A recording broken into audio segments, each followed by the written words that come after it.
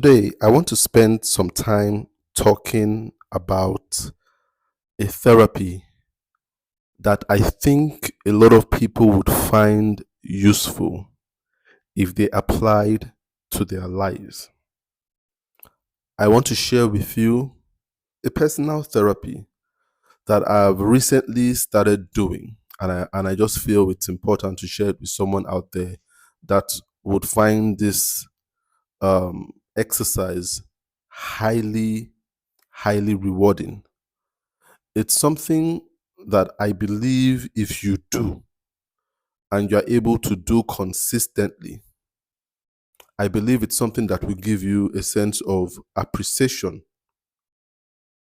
of life. It is something that will give you an awareness of life. And it's something also that will make you pay attention in life and to life. So it's something that will give you a sense of appreciation, a sense of awareness, and build your sense of attention.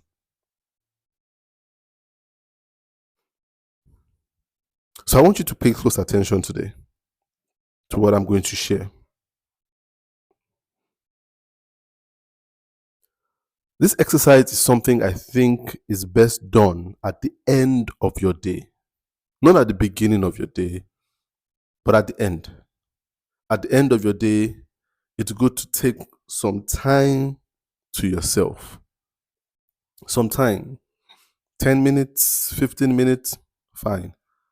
But it shouldn't take so long. It really shouldn't. It can take as long as you want to. But then I believe it shouldn't take longer than 10, 15 minutes to go through this. But you get to a point whereby you begin to enjoy the exercise enough that it can take you up to 30 minutes, sometimes an hour.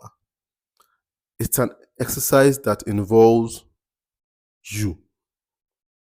It's an exercise of intimacy with yourself, which a lot of us don't get to do. Get to be intimate with ourselves. It's an exercise that builds friendship with yourself and builds an awareness of God. So when you do this exercise for long enough, you would realize you will feel closer to yourself. You would see yourself as your own best friend. And it's a very wonderful feeling to see yourself as a friend, not just as a body, a container you are living in. You actually begin to have a relationship, a very healthy relationship with yourself. So here's the exercise. It's in 3 phases. Before you go to bed at night, I would like you to do 3 assessments. 3 assessments. Now, the first thing I would like you to do is to think about your day and think about what you are thankful for that happened that day. Think about what you're thankful for that happened during your day. What are the things that happen that you're appreciative of? This sounds like something very, not the first time you're hearing this. You hear a lot of people tell you about, at the end of the day, think about your day, think about what it is you're thankful for. It's probably not the first time you guys are hearing this. It's not a new thing to think about what you're thankful for at the end of the day. But then what I'm saying here is I'm not saying this as what we usually do. A lot of us have a very dismissive approach to being thankful about something in the day. So a lot of times I say, I'm thankful that I'm alive. I'm thankful for my family. I'm thankful for my job. So we have this whole subject matters that we are thankful for. But then what I'm talking about is going a little deeper and going into the fruits and getting to the seed. So when you are thankful about your life is a fruit. It's like an orange. But inside that orange, there are like 7 seeds or 8 seeds. I want you to go past the pulp and get to the seed and pick out one seed and look at that seed and study that seed and understand that seed. Life is such an ambiguous subject matter. Life encompasses a lot of things. So when you say I'm thankful about my life, it really doesn't hit home. The question is, what about your life are you thankful for? I'm thankful to be alive. Why are you thankful to be alive? Why was it important for you to be alive that day? I'm thankful about my health. What about your health are you thankful for? Health is such a broad subject matter. I'm thankful about my children. Which one of them are you actually thankful for that particular day? Which one of them and why? Try to pinpoint it to one thing. To one thing. I want us to have a laser focus on one thing that you are thankful for. One thing. Laser focus. This exercise, this part of the exercise is called your gratitude assessment. Your gratitude assessment. Think about one thing. So instead of being thankful for your health, be thankful that the pain you feel in your back seems to be lighter today. Seems not to be as intense as it was yesterday. That's very specific. Thank God for that. Instead of thanking God for your children or being thankful for your children, be thankful for the opportunity you had to go to the supermarket with your son or your daughter today. The opportunity to go to the supermarket and shop together.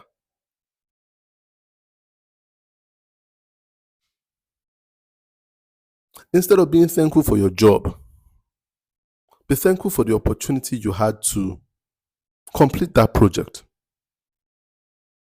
and that it made your boss happy or was approved by the client and you're able to just complete it, or the opportunity to start it or to be chosen to do it in the first place. Ambiguous gratitude is not deep gratitude. It's not deep gratitude. It's like it's like having somebody do a job for you. And at the end of the day, you're meant to pay that person, pay them cash. And you take the money and you throw it on the floor. Now you've paid the person. The payment is the reward for the job. But the attitude of throwing it on the floor is very dismissive. It's okay, oh, that's your money. You could throw it on the floor. Or you could leave the money on the table and just say, okay, go get your money. It's on the table, the corner of the table right there. It's in that envelope. It's on the table. And then there is the giving the person the money and looking them in the eye and saying, thank you. I really appreciate what you did for me. You can see you have rewarded the person, you have paid, you have acknowledged that the work has been done, but you've done it in 3 different ways. One makes the person that did the job for you feel loved and truly appreciated. The other come across as pretty dismissive. So what I'm talking about is true appreciation. Don't get into the roadwork of gratitude. You know, those things you've learned to say. glad to be alive, glad to be healthy, glad to to have love in my life. But really spend time to think about it. Think about it. It's not a very easy thing to do. Not a very easy thing to do. A lot of people just say, oh, write down 20 things that you are grateful for. It's not a very easy thing to do because as human beings, we are naturally self centered and we are naturally ambitious. We want more. So, a lot of times when we say we are grateful, we just don't want to sound ungrateful. So, we do not really like the box of gratitude, but it just seems much better than the label of being ungrateful, ingratitude. It's almost like heaven and hell. There are a lot of people that do not find the concept of heaven actually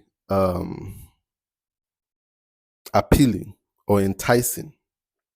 A lot of people have a mentality that it's incredibly boring, but then they would rather go there than what seems to be the opposite end of the spectrum that has been propagated. So they say, oh, okay, so if it's between these two, I would rather go to heaven than hell. But the truth of the matter is, I really am not eager about any of them. But then I would just rather stay here. And that's the same thing with gratitude. When people talk about gratitude, they are not truly grateful because in the midst of the gratitude, they are still like, I'm thankful for my health, but then I wish it could be better. I'm thankful for my children, but I wish they could be less bratty and better behaved. I'm thankful for my work, but I wish I had a better one. I'm thankful for being alive, but I wish I was alive somewhere else. And so it's like throwing money on the floor for someone that has done something for you, just throwing the money at them. Yeah, you done the job, okay, yeah, take it. I have to pay you anyway.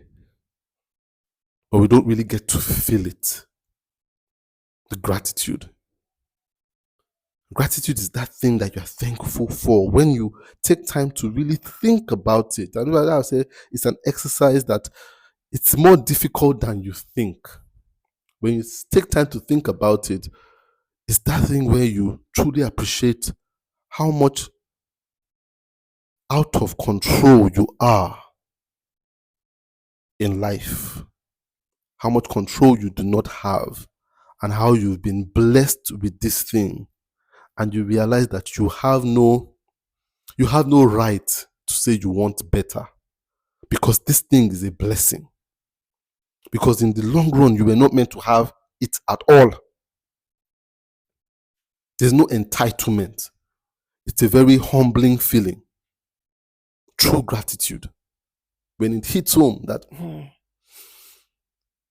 I cannot say I'm thankful for this, but I wish, because even this thing I have, I do not truly deserve this thing. I do not. This thing has happened to me and I cannot think of why it has happened to me. I am no better.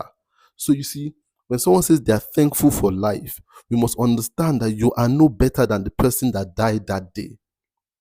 You are no better and not any more deserving of the breath you are taking in than that person that had to lose theirs that day. And so when you say, I'm thankful for life with an understanding that you're not even deserving, you don't know what you did to have this gift of life. You say, I'm thankful, full stop, without saying, I wish I had this much more. So the gratitude assessment is very important. Think of that one thing. If you can think of two things, good, but that one thing that really, that you are thankful for without an addendum.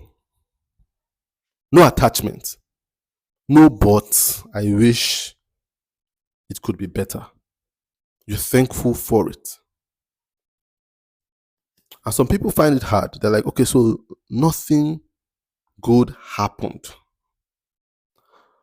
My advice for you, if you really find it hard to think of what didn't happen, or you find it hard to think of, what didn't happen. Think of what could have happened. If you are hitting a brick wall when it comes to, I don't have anything to be thankful for. Nothing incredible really happened today. If I'm being honest with myself, then think of what could have happened. And what I mean is pain in your hand. I have pain in my hand, and I've been having this pain, and it's just as intense today, if not even worse today. So I can't be thankful for that. I'm honest with myself. The pain is still there in my hand. Now, what I want you to be able to think of is what could have happened that didn't happen. So the hand didn't get better. But then think about it. I have pain in one hand, but I'm thankful it is one hand, and I still have the other hand to do some things. So I have pain in my right hand. I can't use it. But thank God I still have my left hand to still do some things clumsily. I'm not totally incapacitated.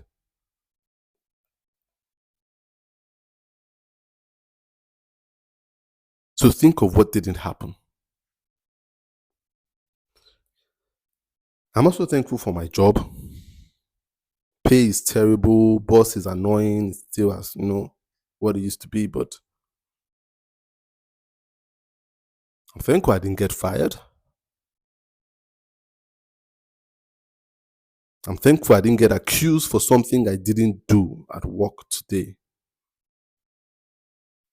Someone didn't pin something on me.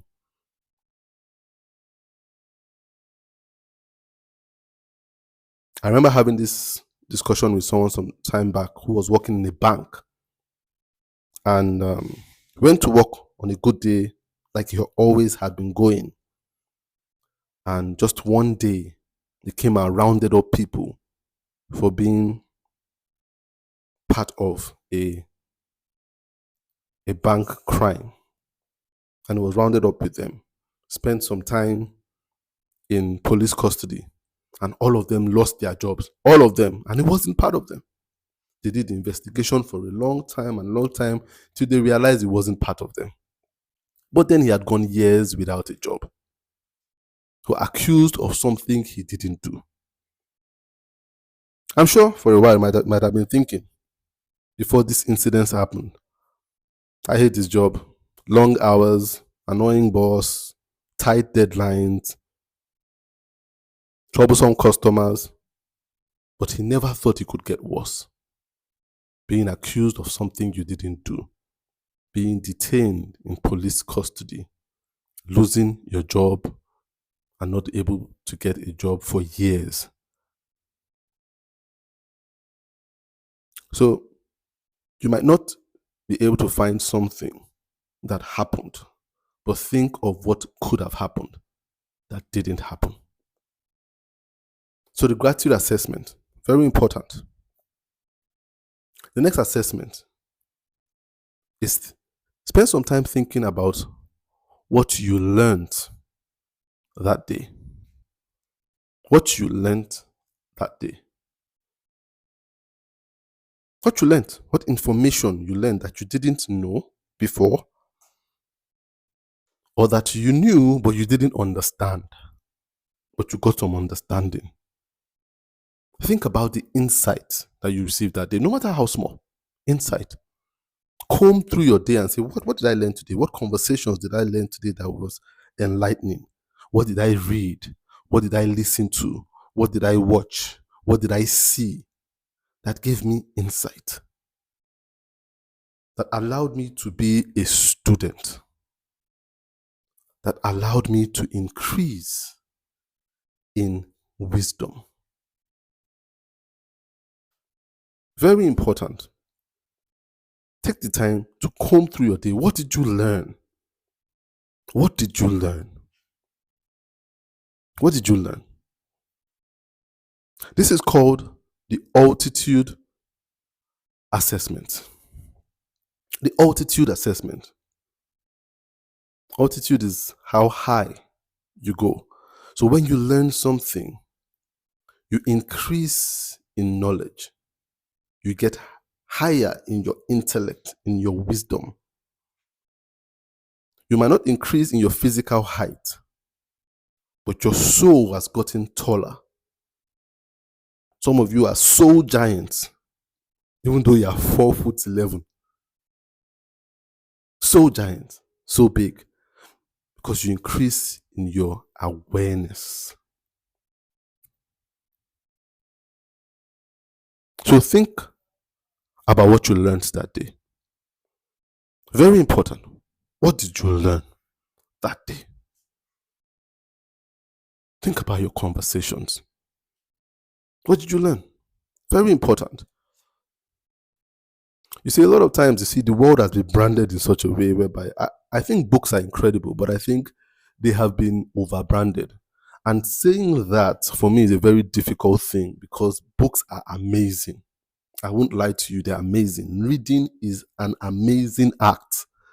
But then I think we have over-branded it and we've restricted knowledge to reading. It's a great way of getting knowledge, but it's not the only way. It actually isn't the only way. It isn't.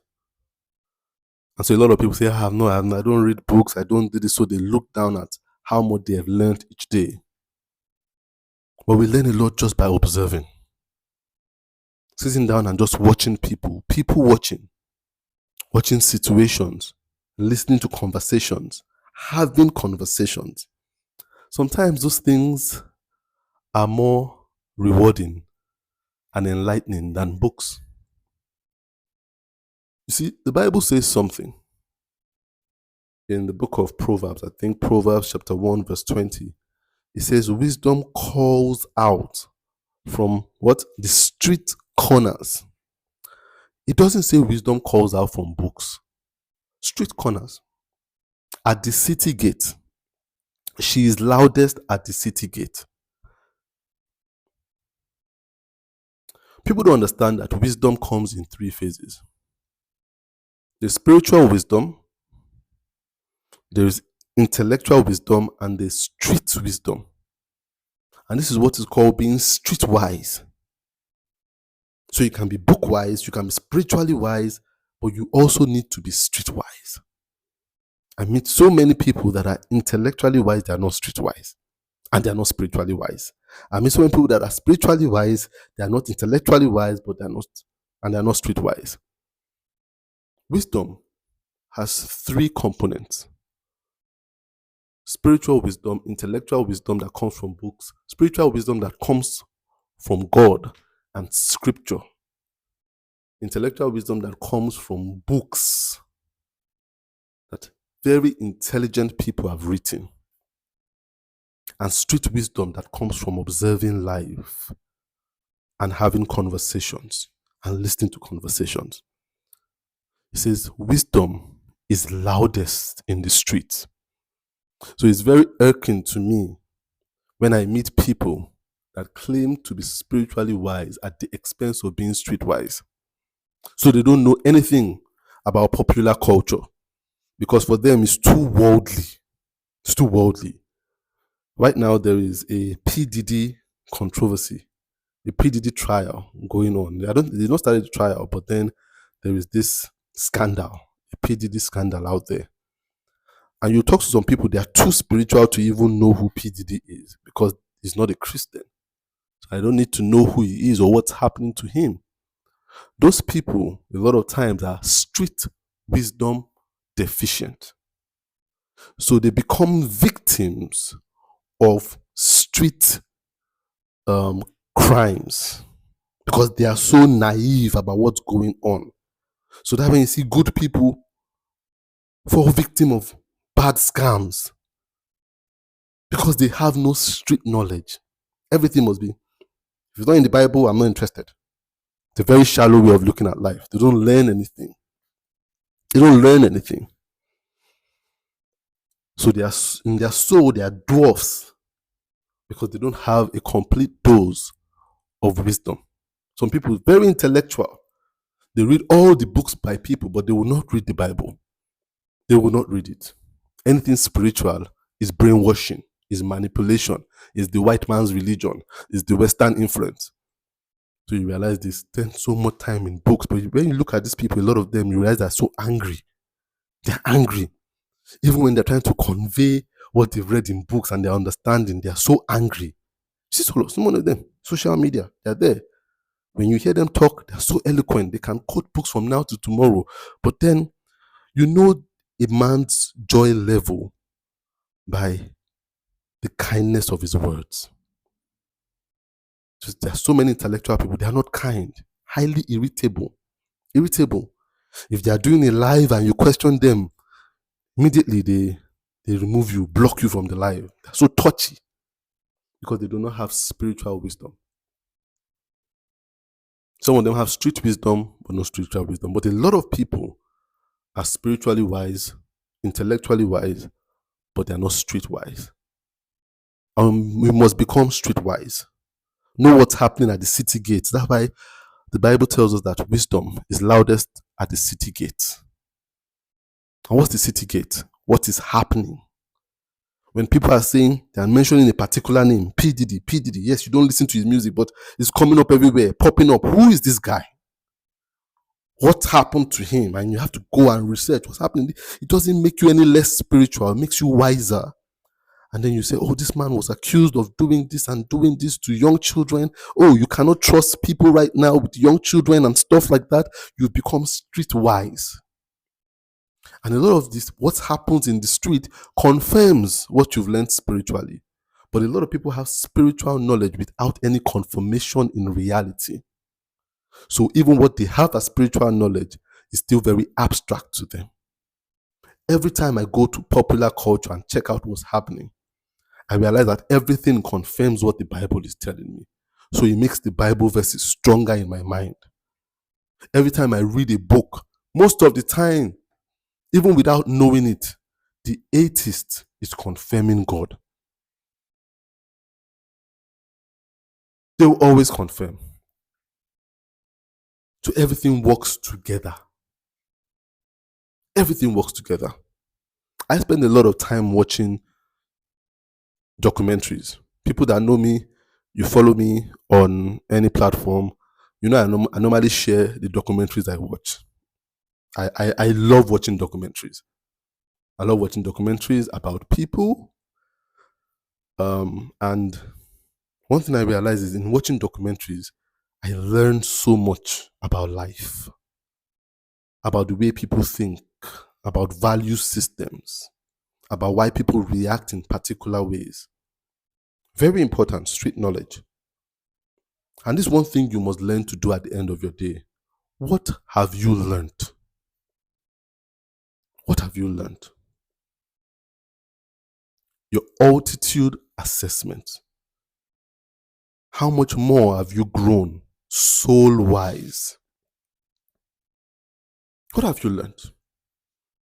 Comb through your conversations. But a lot of us don't have enough conversations. We don't have enough conversations with everybody and anybody. You are too snobbish in your interactions. Not enough conversations. But we need to have more conversations. People know me. My wife knows me. Anybody comes through my house, carpenter, electrician, cleaner, whatever, I'm going to have conversations with you. We are going to talk. I can learn from anybody. I can have a conversation with a 2-year-old and an 80-year-old. People are my biggest passion. I love to have conversations. And at the end of the day, I realize everybody has something to teach. A faulty clock is always right twice a day. Always right. It doesn't have any batteries, faulty. But twice a day, it will be telling the right time. At that time that it's stuck at will collide with a reality of time. So it will be right twice a day. So nothing is ever worthless. We need to become less spiritually snobbish, intellectually snobbish. Some people are even street snobbish. So they look down at people that don't have the same street experience as them. They're like, I grew up in the streets here. You don't know anything. You are very sheltered. So they don't talk to them. Snobbish. They feel like they have nothing to learn from the person that didn't grow up on the streets. And the person who grew up sheltered feels like he doesn't have anything to learn from that common street person. So we deny ourselves the altitude that comes through learning. So at the end of your day, think about it. What have you learned?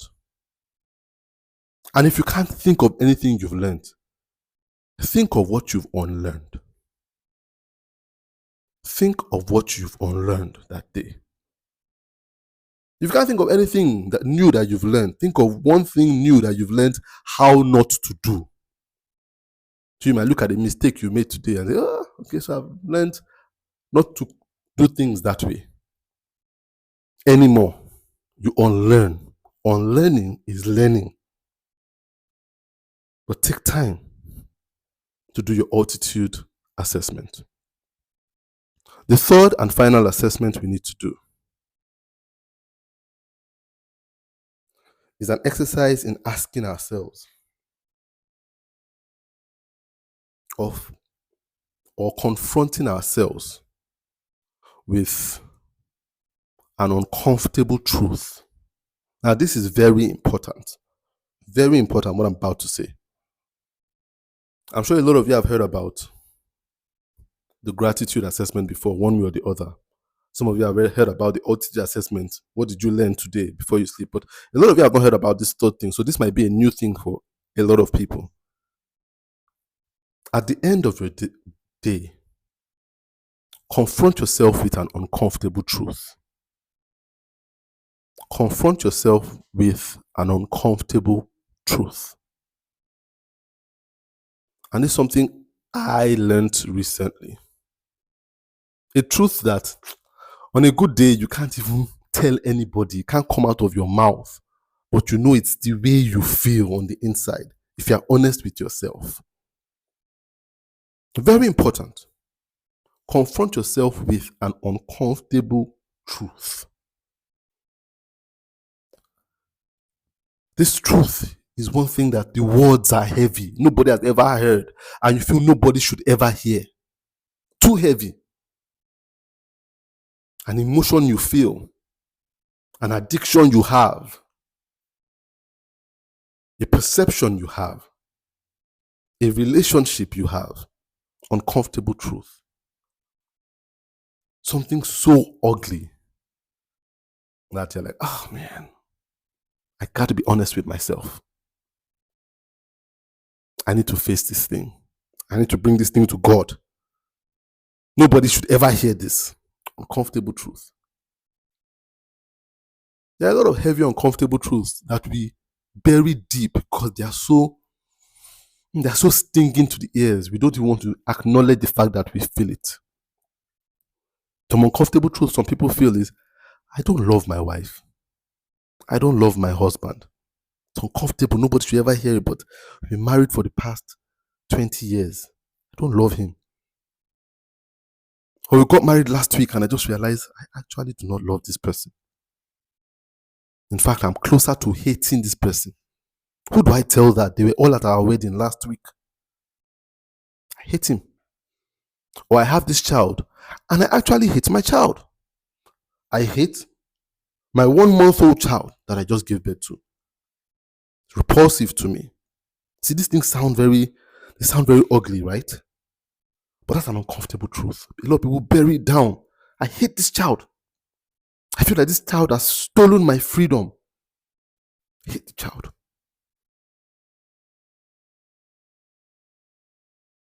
Uncomfortable truth. Uncomfortable truth of your sexual deviance.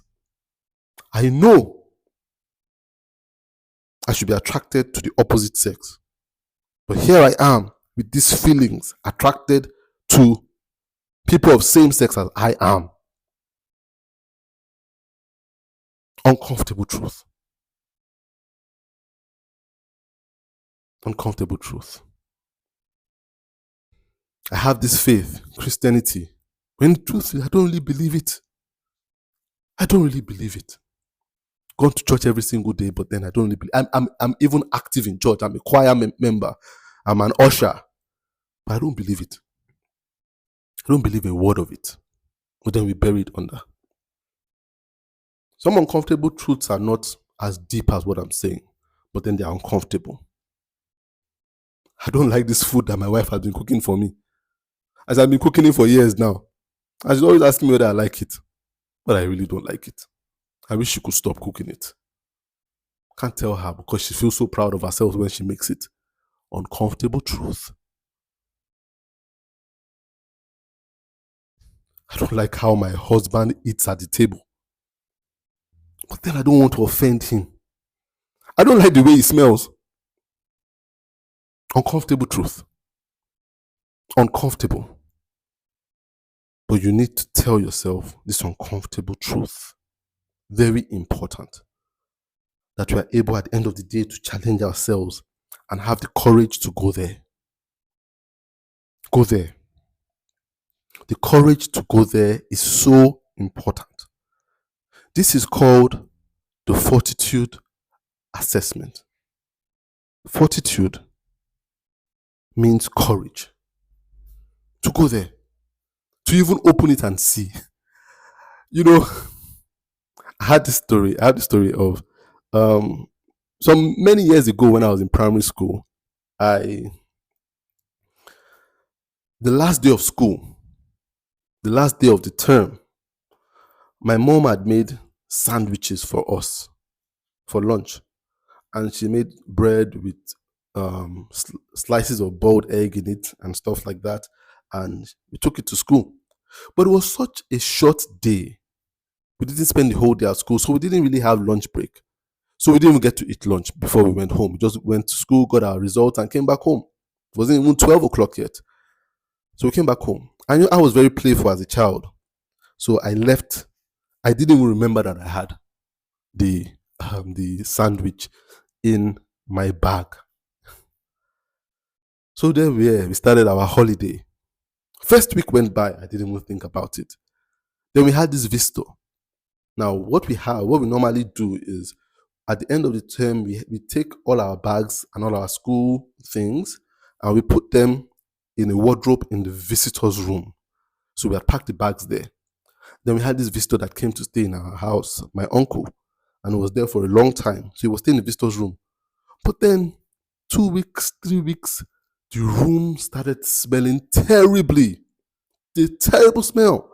And then started looking, did the rat die in the room and stuff? And then it hit me. Oh my goodness. It's my sandwich is about 5 weeks old. And I said, I need to go there and get that sandwich out of the bag. But then, my fear was not even being caught for leaving my sandwich for 5. My biggest fear was opening that bag and seeing the condition of the sandwich. I knew it would look terrible because it smelled bad. And my fear was, so I left it there for weeks more. And I knew the problem, but it kept searching and it kept using air freshener and nothing ever went. Till the day I just realized I need to go there and unzip that bag and throw that sandwich away. I needed the fortitude. And I went there and unzipped the bag and the whole nylon had turned green. And I took it out and I threw it away. I needed that fortitude. The nylon wasn't going to go anywhere. It was ugly. It was terribly ugly. But I needed to face it to conquer it so that smell could go.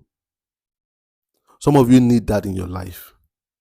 You need the courage to unzip that bag and at least look at it. To be honest with you, the first day I went and I unzipped the bag, I zipped it back again.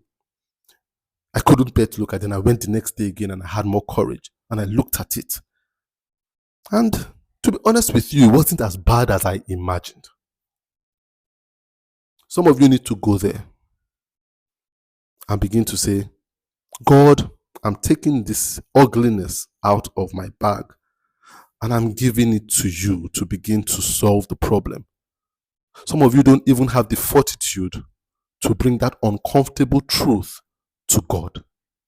You can't even pray about it. And that's the devil. He clouds you with so much shame that you cannot pray about this ugly thing that you are feeling. That is true. It's the truth that you are feeling it. It's the truth that you have that sentiment.